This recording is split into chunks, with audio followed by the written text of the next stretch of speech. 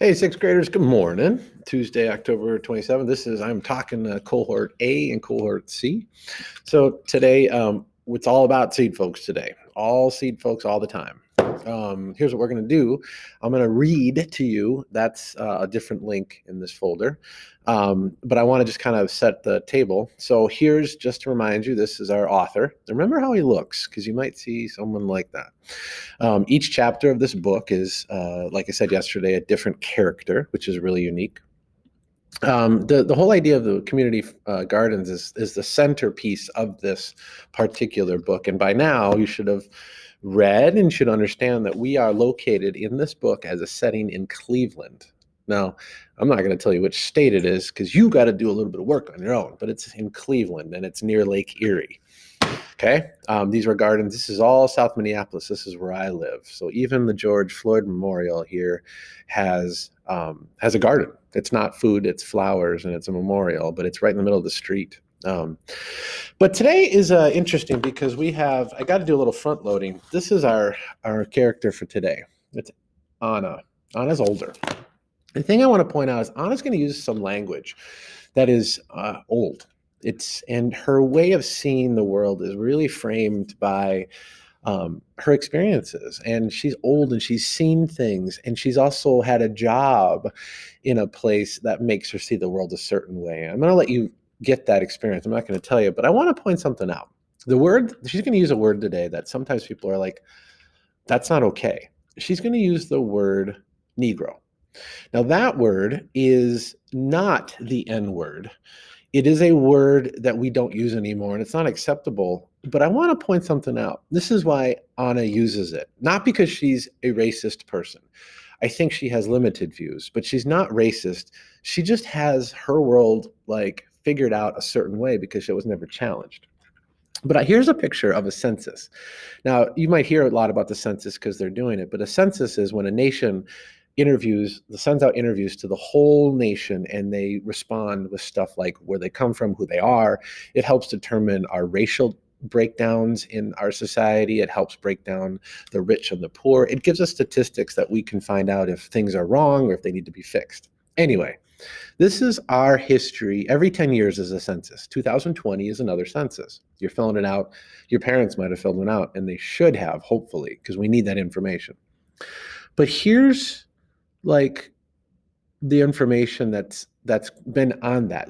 One of the key elements of that is you click a box that's relative to who you are. So I identify personally as a Caucasian or white.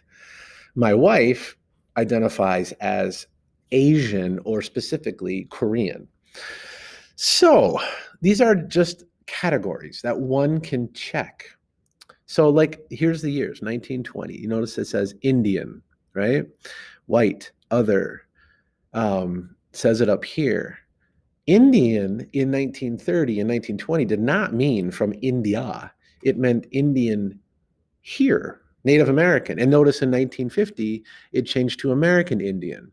So it went from Indian to American Indian. That's what happens in the census as categories change. Well, look at this word. So we have the word Negro. Boom, still there. 1950, still there, still there, still there, still there.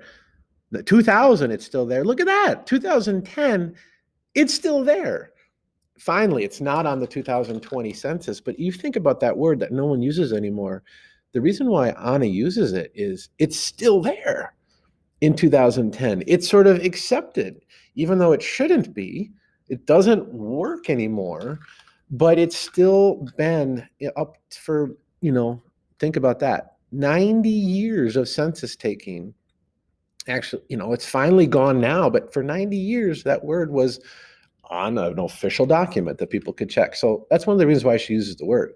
She doesn't think there's anything wrong with it. So that's one of the things I wanted to highlight. All right. So today, after you read, you've got 3 things to do. 1, 2, 3. Task 1, you're filling out this task sheet. If by any chance you have one that has pluses and minuses, ignore that.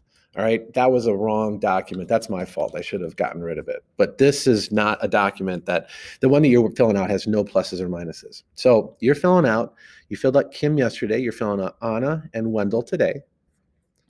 And then this map, I want you to identify the origins of characters. So you find out that Kim's family's from Vietnam. So that's Vietnam right there. I threw on the map there. That's my little thing. You are welcome to do it, but I like it because it's kind of cool.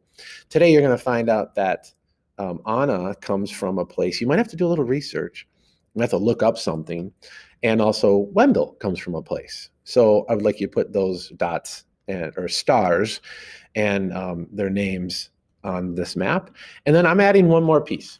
This is the mapping the vacant lot. If you think about this right here, we're going to sort of do 4 checks in this book. And you have to visualize while you read. It's important to like think about how things look. That's how you connect with the text. Okay. So as it says Monday, but on Tuesday, today, I would like you to fill out your sketch of the vacant lot. So this whole square is the vacant lot. And I just want you to kind of picture, like sketch it. So where would Kim be, right? If you think about it, that's north, that's west, that's south, that's east. But this is the whole square of that block. Where would Kim be? And you can throw in some trash. You might even throw where Wendell is. But I want you to sort of visualize, where is all this happening? It's a really important piece. None of these are turned in today. It's just 3 things to do that will get you connected with the text. Okay? So that being the case, good luck. Obviously, there's a fair amount of work, but we got about an hour of work a day. I read for 12 minutes. If you start adding up all the work I want you to do with the book today, it's only about 45 minutes. So do your best, put some work into it. Do not shortchange yourself. Let's go.